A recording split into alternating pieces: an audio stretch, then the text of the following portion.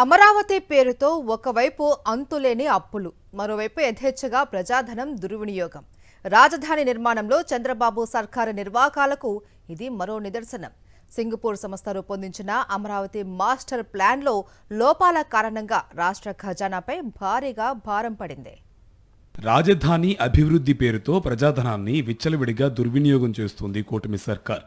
తాజాగా తప్పిదాల వల్ల మరోసారి ప్రభుత్వ ఖజానాపై భారీగా భారం పడింది. సింగపూర్ సంస్థ సుర్బానా జొరాంగ్ రూపొందించిన రాజధాని మాస్టర్ ప్లాన్లోని లోపాల కారణంగా రాష్ట్ర ఖజానాపై 1472.50 కోట్ల భారం పడింది. రాజధానిలో 220 కేవీ 400 కేవీ విద్యుత్ లైన్లను విస్మరించి మాస్టర్ ప్లాన్ను రూపొందించారు. దీనివల్ల ఇప్పుడు నిర్మాణాలకు, అభివృద్ధి ప్రాజెక్టులకు ఆ విద్యుత్ లైన్లు అడ్డంకిగా మారాయి. వాటిని మార్చాల్సిందేనని సిఆర్డీఏ ప్రతిపాదించింది. ఆ మేరకు ఆ పనులను ప్యాకేజీల కింద విడగొట్టి వాటిని 8.98, 8.99% అధిక ధరలకు ముఖ్య నేతకు సన్నిహితులైన కాంట్రాక్టర్లకు అప్పగించింది. 217 చదరపు కిలోమీటర్ల విస్తీర్ణంలో రాజధాని నిర్మించడానికి మాస్టర్ ప్లాన్ రూపొందించే పనులను నిబంధనలకు విరుద్ధంగా సింగపూర్ సంస్థ సుర్బానా జొరాంగ్ 2016లో నామినేషన్పై చంద్రబాబు సర్కార్ అప్పగించడాన్ని కాగ్ తప్పుబట్టింది.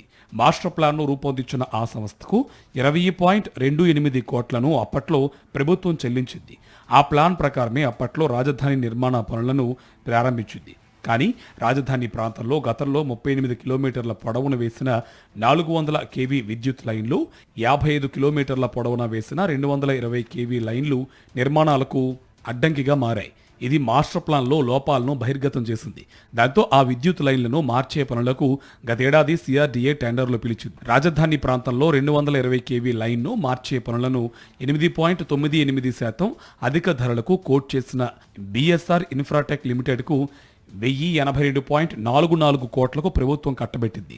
అంతేకాదు కాంట్రాక్టు విలువ కట్టే 8.99% అధిక ధరకు కోట్ చేసిన PVR constructions, K Ramachandra Rao transmission and projects కి 400 కేవీ లైన్ను మార్చే పనులను 390.06 కోట్లకు అప్పగించింది. నిబంధనలను తొంగలో తొక్కి అధిక ధరలకు కాంట్రాక్టర్లకు అప్పగించడం వల్ల ఖజానాకు 114.68 కోట్ల మేర నష్టం వాటిల్లింది.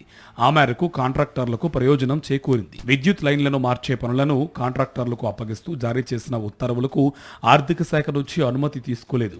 దాంతో కాంట్రాక్టర్లకు బిల్లులు చెల్లించడానికి అడ్డంకిగా మారింది. ఈ నేపథ్యంలో వాటికి అనుమతి ఇవ్వాలంటూ ఆర్థిక శాఖకు సిఆర్డీఏ ప్రతిపాదనలు పంపింది. విద్యుత్ లైన్లను మార్చడం వల్ల భూమి మిగులుతుందని, దానివల్ల ప్రభుత్వానికి 10,319.11 కోట్ల విలువైన ప్రయోజనం చేకూరుతుందని ఆ ప్రతిపాదనల్లో సిఆర్డీఏ పేర్కొంది. కానీ రాజధానిలో ఎకరం 50 లక్షల చొప్పున ప్రైవేట్ సంస్థలకు ప్రభుత్వం కట్టబెడుతుంది.